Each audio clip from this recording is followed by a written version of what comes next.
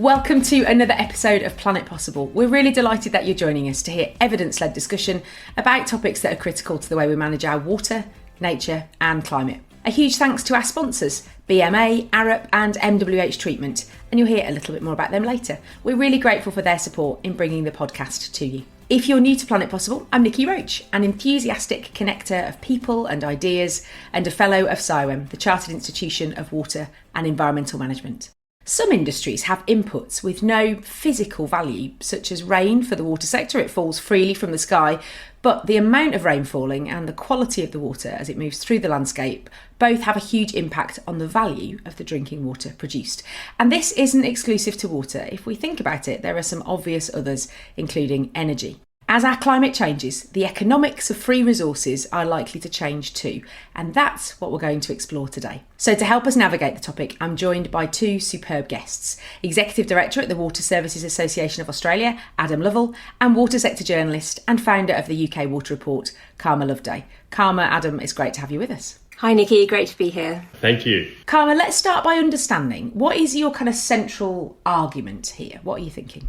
So we've published a report a couple of months ago called Water in Transition, Rising Costs and the Decline of Free Environmental Services. It's been a collaboration between the Water Services Association of Australia, actually it was their idea, and I have collaborated with them from a UK perspective. So essentially we're arguing that water services that have long been provided by the environment for free are in decline. We're going to have to replace those with paid for alternatives, and that will necessitate sustained higher investment and higher water bills, but crucially it will also support a more flourishing future. Here in the UK, and I think it's very similar in Australia. Adam can come in on that in a moment, but the most recent price reviews have yielded significantly higher out-term prices, as many of the listeners will undoubtedly know. The immediate drivers of those higher costs, they're things like population growth, economic growth, climate change, higher public and regulatory expectations in terms of quality standards,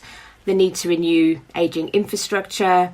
In some geographies like here in the UK, there's also historic underinvestment to catch up, plus we have new demand for water from sectors like data centres that weren't there before. That's all well understood, but what we kind of contend in the report is that there's also a more fundamental driver that underpins all of those, apart from ageing assets, and that helps account for the sort of scale of the forward investment requirements that we are facing, and that is best understood as a reduction in the free environmental services that are a core input to the production of water and the management of wastewater. They basically take two forms. There's water catchments, which act as sites for capturing, storing and delivering drinking water. As you mentioned at the beginning, rain falls from the sky, and that has historically been largely free.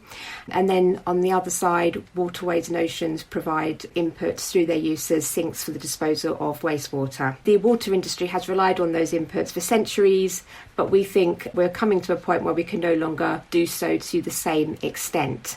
Partly because of environmental degradation, partly changing societal values, better information, and perhaps also rising pressure on the environment from higher demand. And I'm thinking about this completely from a UK perspective because that's what I'm familiar with.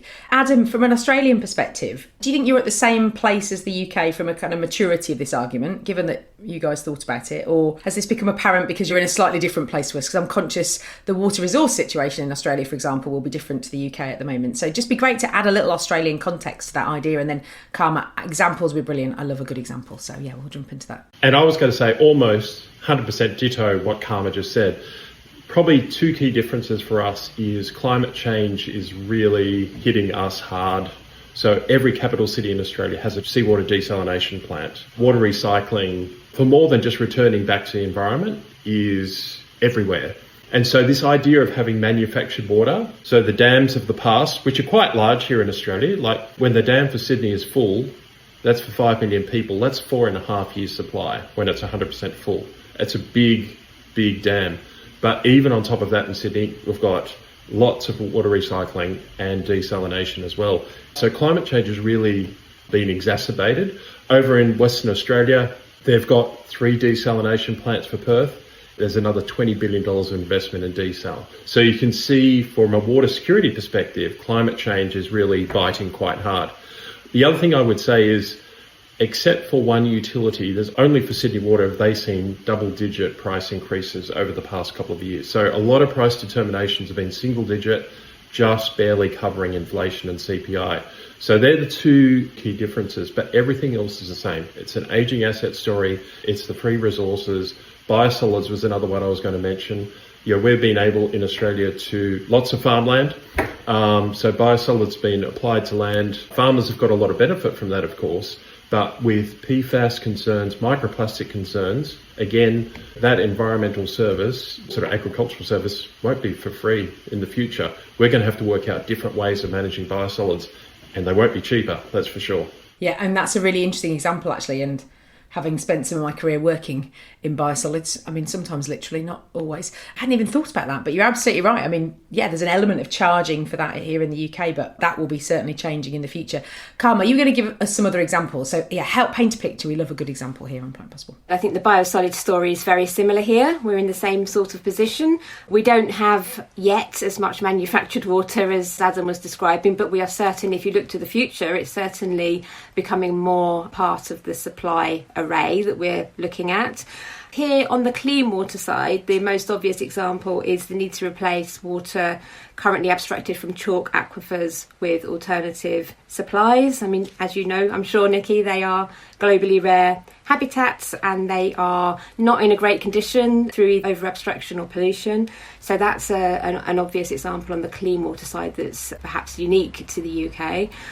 On the wastewater side, obviously, hate to be the one to say sewage scandal, that is probably the most obvious example on the wastewater side of a previously free environmental service now coming at significant cost. So the wastewater system was really deliberately designed when it was built with those outlets for sewage to flow untreated into watercourses when it was heavy rain, but modern monitoring of the duration and number of those discharges has revealed basically quite an alarming picture, and that has led to enormous press and public criticism. And essentially untreated discharges are now widely considered unacceptable, and just in this price period alone, there's a £12 billion allowance until 2030 to try to reduce, not eradicate unfortunately, but reduce substantially those spills. So that's a cost, for example, that we've not incurred before. It strikes me it's this really interesting, maybe perfect storm of external factors, as you talked about, Adam, like climate change and karma, as you talked about there as well, combined with changing public perception and expectations as well, and all of that together happening at the same time, really. We're valuing our environment perhaps more than we ever have done, and also things are now harder than they were to be able to do the same as we were before. But Adam, talk to us a little bit about where this idea came from, because obviously it was something that you and Karma worked on in terms of the Water Services Association of Australia. But yeah, tell us a bit more about the origin story. Origin of this came over a couple of years where we've been trying to engage with stakeholders, policymakers in government, regulators, even working just in the general public discourse. So lots of op-eds published and things, just to say that prices in Australia have been flat, and that's measured externally by the National Performance Report. They've been flat since 2012. I've done a couple of customer engagement sessions for a couple of our members, and when you talk to them, you say, well, how much have your energy costs gone up? And most people would say at least 80, 100%. And then when I describe to them, did you know that your water bill has actually on average stayed flat for the past decade? First thing they say is, hold on, what are you guys investing in? Why have prices stayed flat? Most people actually understand that you need to keep investing. There's political pressure in Australia too. We're slightly different to the English companies that are publicly owned. So there's political pressure, there's a water minister, and there will also be the Treasury as a shareholder. There is always pressure to keep prices down. That's a 3-year horizon, a voting horizon, and yet we all know we're operating in hundreds of years. That's where the mismatch is not happening.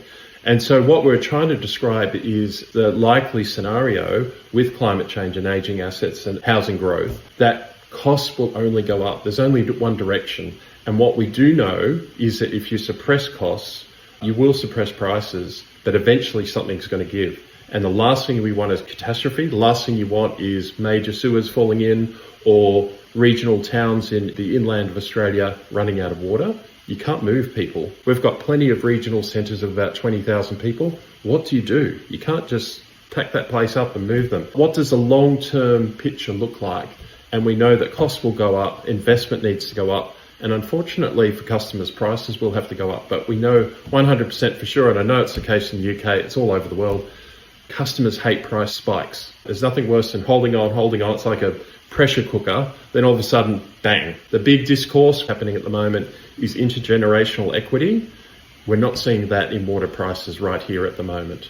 And that's why we're saying costs are going up, prices will need to go up. So hence, we're trying to pull together a narrative which describes why are costs going up, why are prices need to go up. And hence that piece of work which we've picked up from the Productivity Commission here in Australia, where they looked at environmental services as an input, but it's not costed. Labour and capital, but environmental services not being costed in. Now we need to invest that labour and capital into what environmental services used to do for free. I think it's definitely a debate that I'm hearing a little bit in the UK. We sometimes talk about public goods, don't we? Things that, the environment gives us for free, really, that we don't really talk about. I'm hearing bits of that conversation, but Karma, from your perspective, give us a bit of a UK sense on this. You tell beautiful stories and you're able to craft, I often think, a really clear story through what is often a very complicated landscape. So tell us a little bit about how this compares in the UK, and is this new or is this something we've been thinking about for a while? I think you're right to allude to the fact that we are sort of tapping here into the concepts of sort of multi-capitals and recognising the value of natural capital in a way that sort of echoes things like payments for ecosystem services and nature markets for things like carbon and biodiversity. I think probably the difference is we're not actually proposing in this report that we're going to sort of define a market price like there is for carbon for these free environmental services that we've had before. But I think what Adam was alluding to there in his commentary around the situation in Australia is absolutely the same here, is we are looking for those costs to be acknowledged in price setting in a way that it's not been done before. Recognising that perhaps it's a good investment in the way that there has here been some acknowledgement that things like investing in catchment management to improve water quality inputs and therefore not have to treat them so extensively at the end. That concept has sort of been recognised, but only in pockets, I would say. And I think what we're trying to say here is that perhaps we need a bit more of a systemic recognition. So to come back to the point, is it new? No, it's not new. We haven't struck on this completely out of the blue, I don't think.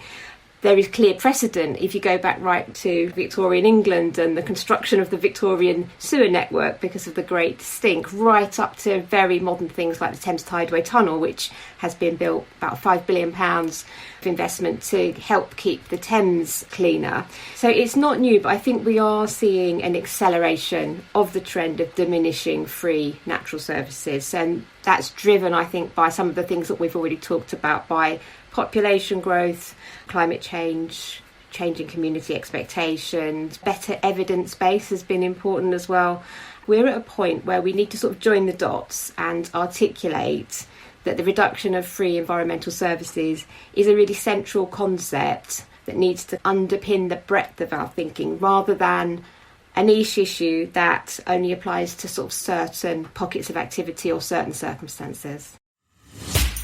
BMA is a next-gen AI decision intelligence software company. Their cloud-based platform, Decisio, redefines how water and energy companies approach their infrastructure planning to make better, faster and more connected critical decisions, simultaneously achieving net zero, resilience and financial sustainability.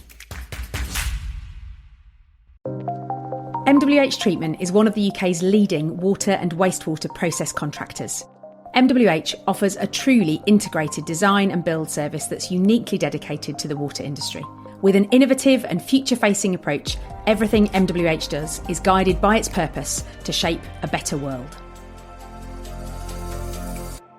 Adam, I'd love to bring you in. You talked a little bit there about intergenerational fairness. There's a legislation in Wales over here in the UK called the Future Generations Act. It aims to do exactly that, but through policy making and thinking about, rather than taking from the past, it's what are we leaving for the future, really. This sounds like quite a fundamental shift as well for water. You talk about the term sort of water in transition.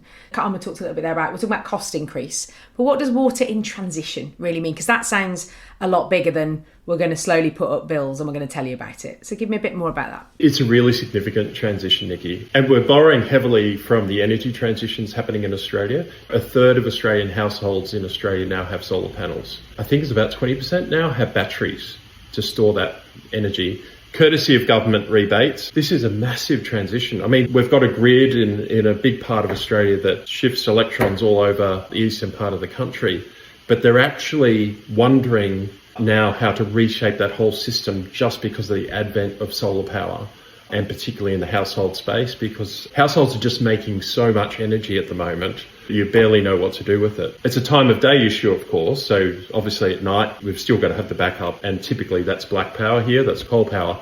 But it is a massive transition, and the government has really supported that transition. Everything from EV rebates, anything to turn this country to electrify it, that investment has gone crazy, so to speak. But we're just on the cusp of that for water. But we do see the same transition.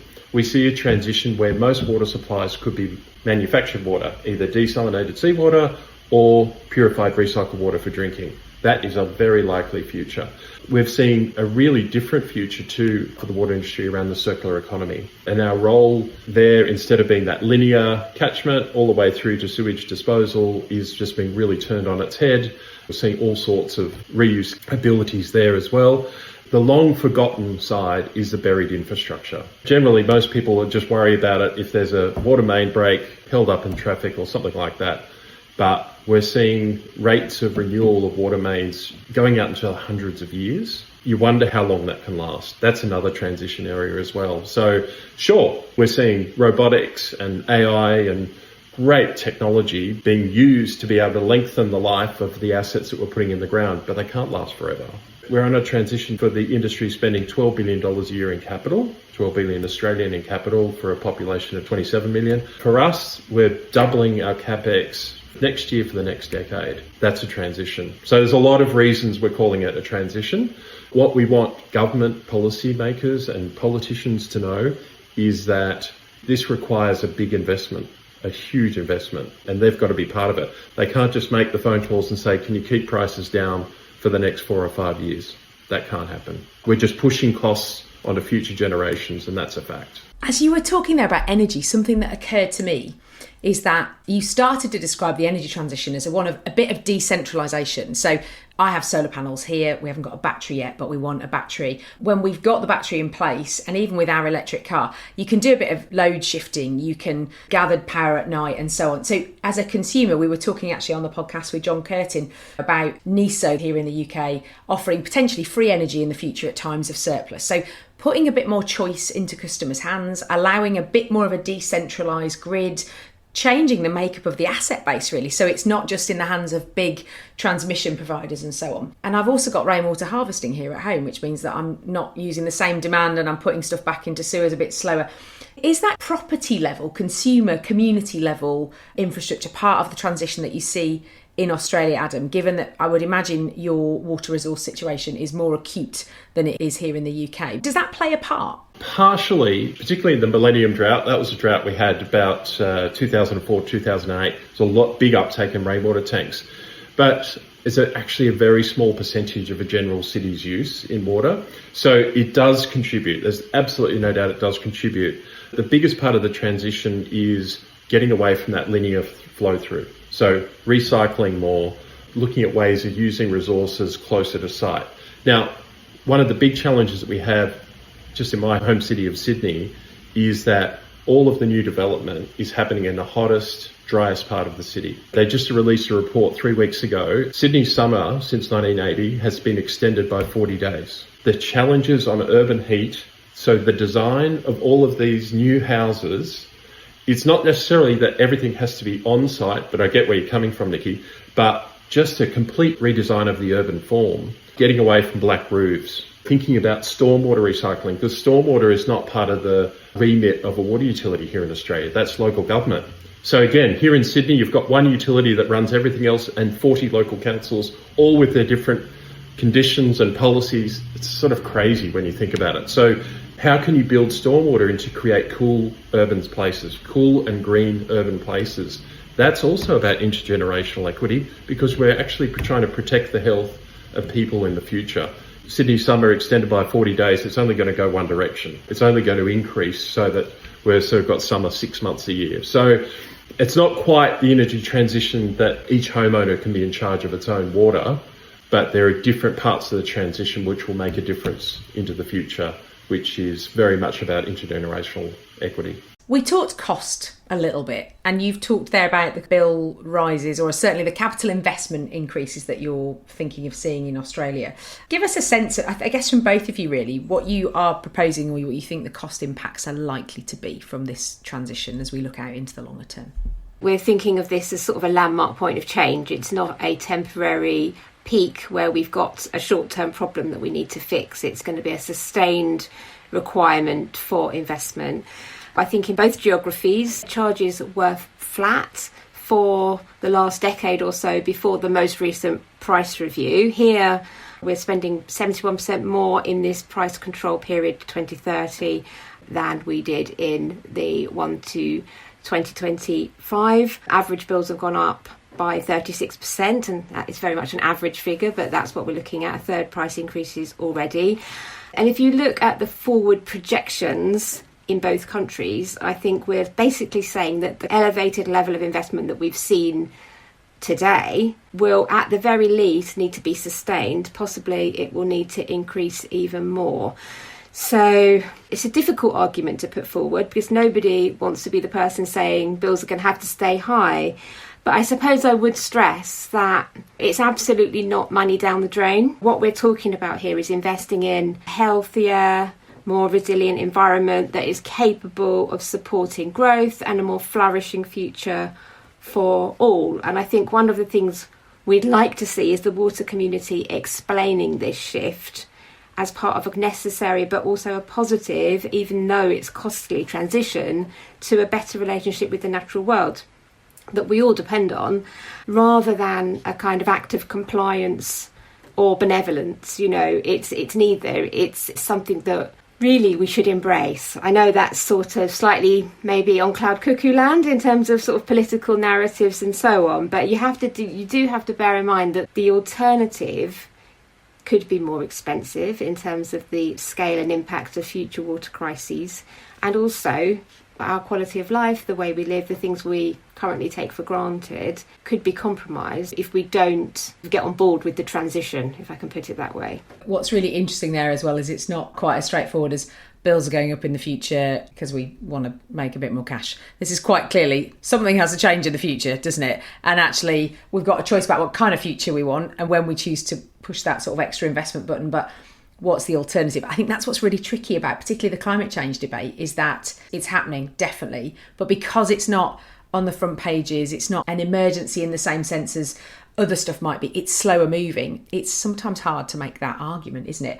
And it's clearly happening in Australia. You are much closer to the front line of some of those climate changes. But Adam, given your network, are we seeing this globally? Is this move towards more manufactured water, a really interesting term, something that is happening much more globally? We've talked about it here in the UK. We've got pockets of it happening, but it's still very much on the fringes, isn't it, Karma? It's not a mainstream thing that we do. But yeah, what's the kind of global picture here, Adam? We're seeing it all over the globe. We've produced a set of global maps, for instance, about purified recycled water, where that's taking off around the world, particularly in the US. US is really investing so strongly, and they're actually bypassing what you might call indirect potable. In other words, you treat the water to a very high level, you might put it back into a dam, and then it goes through the regular water treatment process. They're actually going to what they're calling direct potable. So treating it to a really high level, but straight back into the water distribution system.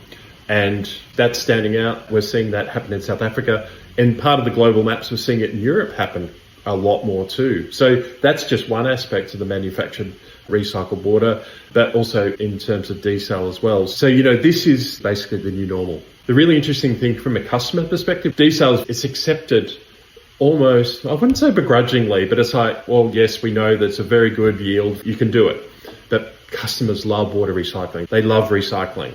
So they're really encouraging water utilities to recycle as much as possible. So there's a lot of pressure on some of our larger members that still have ocean discharges to start thinking about turning those off and recycling all that water. We're seeing this happen all over the world. Singapore, world leaders in water recycling, really high tech. It's genuinely a worldwide phenomenon that we're seeing. I honestly expected you to say exactly the opposite. I thought you'd say people love desal, it's really well understood, loads of coastal cities in Australia, people are not so keen on water recycling. It's really fascinating, actually. Whilst there's similarities, there's some, I guess, some of that comes down to public perception, the trust people have in water companies. That's certainly a real challenge I think we have here in the UK.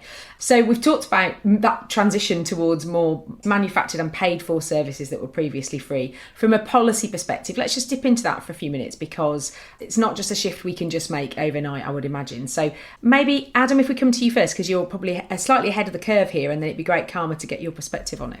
The most interesting disruptor that we have right now is data centres. Because data centres have just, over the past 12 months, the demand that they're asking for, and again, just sort of citing here in Sydney, largest user in Sydney, industrial user, is 2 megs a day. I think it's a brewery. Some of the largest hyperscale data centres are looking for 40 megs a day, right? Now, again, hottest, driest part of Sydney. This is not snap your fingers and we can deliver 40 megs a day.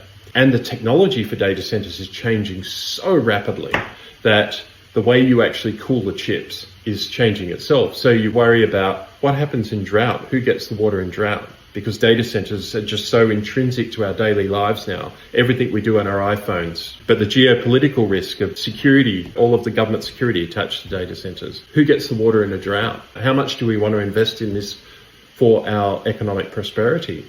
And ultimately, who pays for those services? Does the existing customer base pay for that water?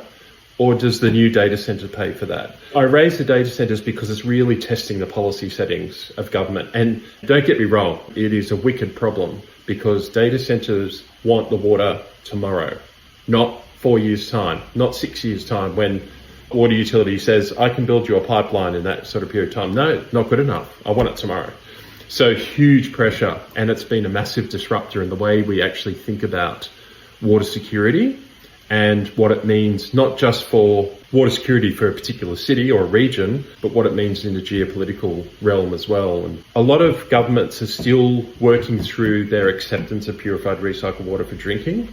A lot of our members have done a huge amount of work engaging with customers about that journey. City Water, for instance, 2 years ago built a discovery centre, so people can go out to the centre, have a look at all the technology. It's all built in a very special way that you can actually access that technology. Perth's got groundwater replenishment like Orange County, but we're seeing across the country that policy will be shaped by where customers and community are. So that's where the big effort from utilities is going in, to engage with customers, what the technology looks like and the safety of it. So you need the regulators behind you as well. And actually, for listeners that might not be water geeks like us, a megalitre is 1,000 cubic metres of water, isn't it? And I think it's important sometimes just to say that, because actually 40,000 cubic metres of water is a lot of water, isn't it? And as you say, overnight. We've got an episode coming up in a few weeks' time all about AI and water consumption, because for that reason, it's absolutely key. And I think it's not that well understood, quite rightly, why would you? But actually the water footprint of data centres,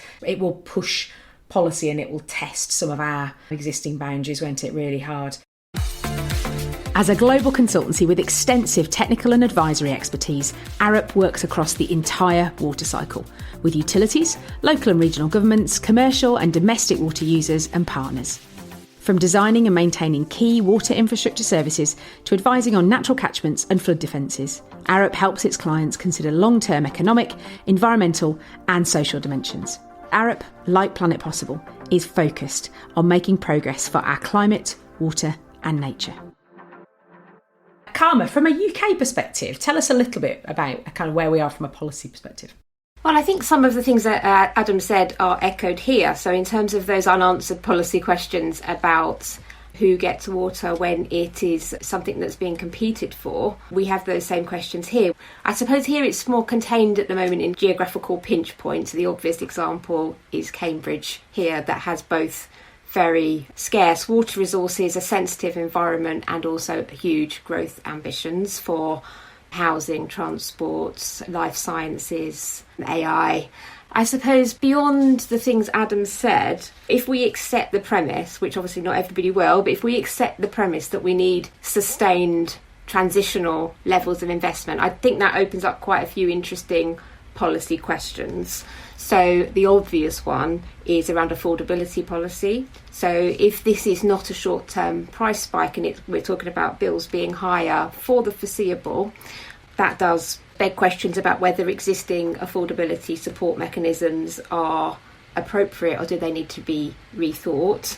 That's a conversation we're having here anyway about cost of living, but this throws it into sharper relief. Another obvious example, should those who are causing distress to the environment, whether that's through pharmaceutical pollution or chemical pollution or plastic pollution, should they be paying for or at least contributing to the cost of clean-up?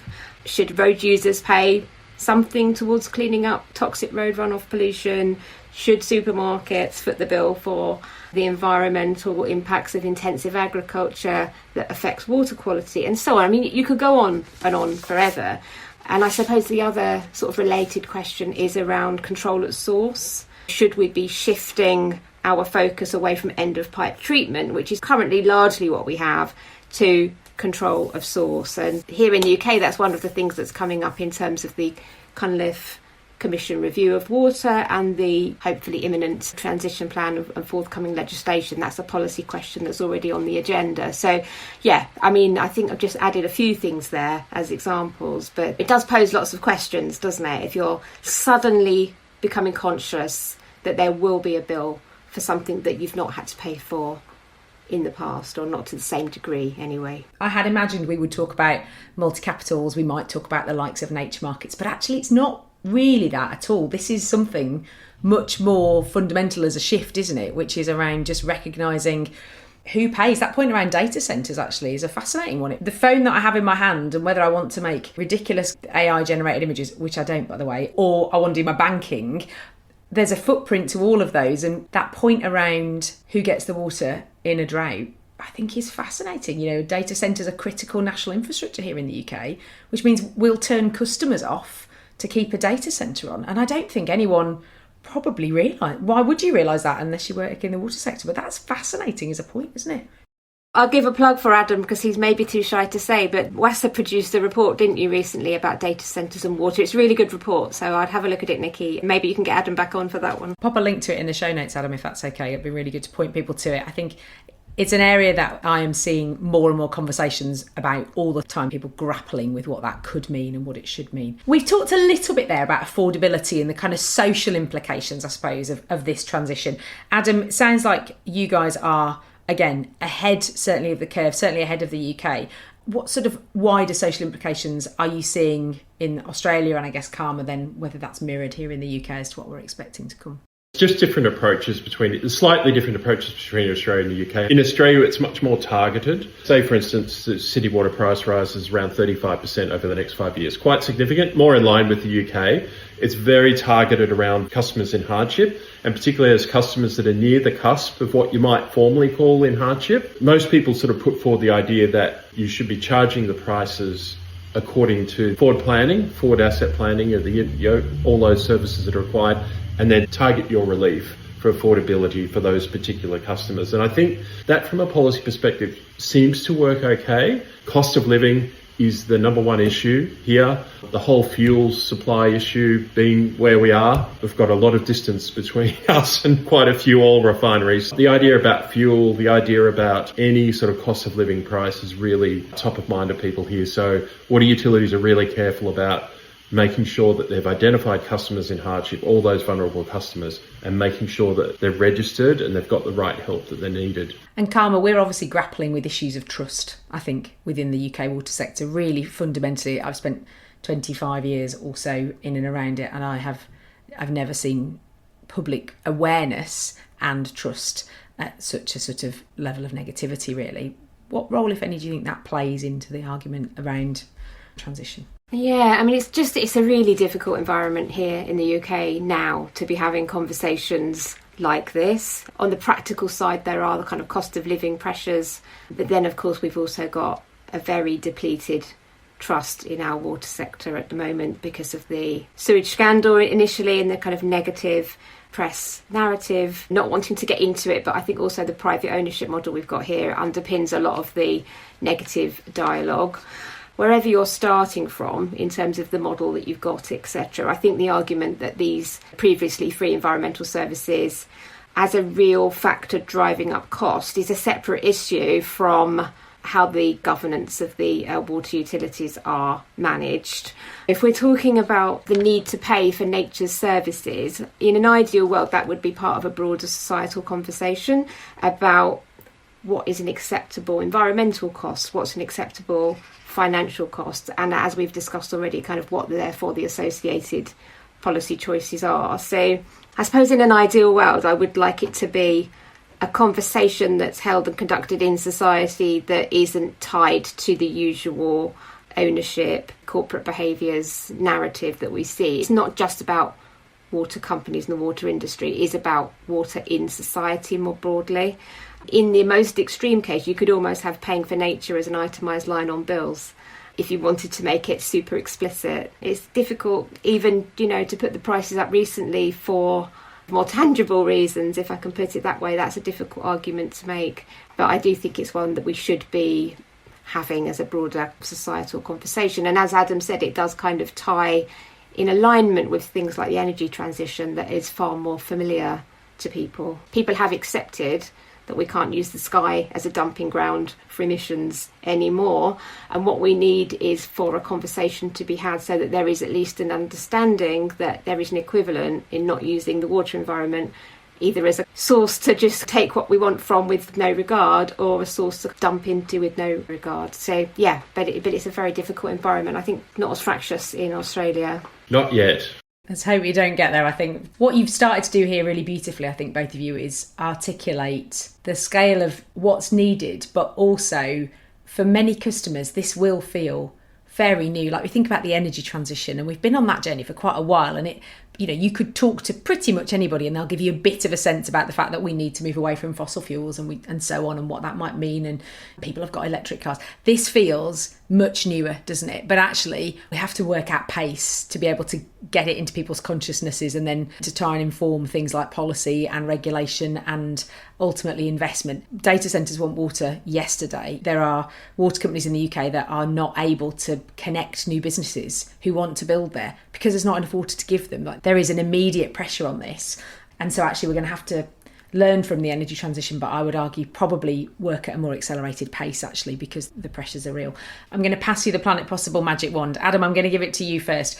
Give it a wave. You could make anything possible in this space. What would be the one thing that you'd want? I would love that the overall feeling is that water utilities are not there just to clean up everybody else's waste. For us right at the minute, the PFAS issue is a big one that comes to heart, and it's sort of just this laissez-faire, it's all right, the water utilities will clean it up. They'll clean it up for drinking water, they'll clean it up for biosolids, they'll clean it up for wastewater.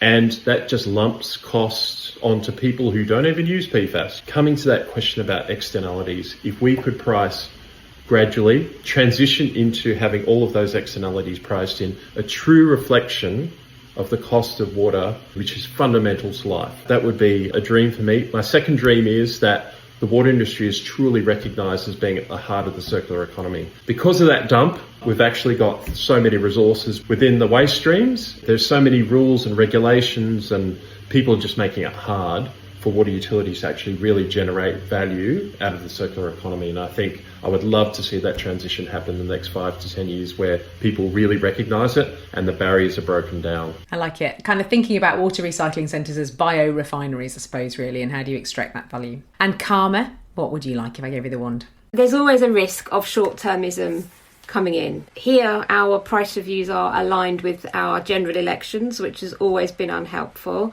And at the moment, of course, we've got very fractious political environment, and I think that is an environment in which it's easy to be short-term and populist. So I suppose in the context of the conversation we've had, and if I could wave that magic wand, I would remove the politics from water, and therefore we could make more sensible, considered long-term decisions, because I do genuinely believe that we are at a point of change, and we can't carry on as we have been. We do need to start thinking about, among other things, pricing in these services that we've been enjoying for free. And that's not going to go away. So if we make short-term choices now because of political pressures, we're only storing up problems, costs, potential future water crises. It would be a real crying shame, I think, if the politics got in the way of sensible choices. It strikes me that what you're asking for is the Future Generations Act to come into the statute book, actually, because I think that's one of the devices that we don't have it here in England. As I say, we have it in Wales. It's a way of embedding that long-term thinking and kind of forcing decisions to be made that way. So I think the Wanda's doing some heavy lifting this morning, folks. And as ever, time has flown by. So we're at the end of this episode of Planet Possible. Thank you for joining us. I hope you found the conversation insightful and it's given you something to think about in your world. And if you don't already, then subscribe to Planet Possible on your podcast app and we'll magically appear in your feed. And now Planet Possible is available weekly, so you'll hear new episodes every Thursday. All that leaves me to say is a huge thank you to my superb guests, Adam Lovell and Karma Loveday, and our sponsors, BMA, Arup and MWH Treatment. So thank you, Adam, and thank you, Karma. Thank you, Niki. Great chat. Thank you. That's it, everyone. Stay curious, stay connected, and we'll see you next time.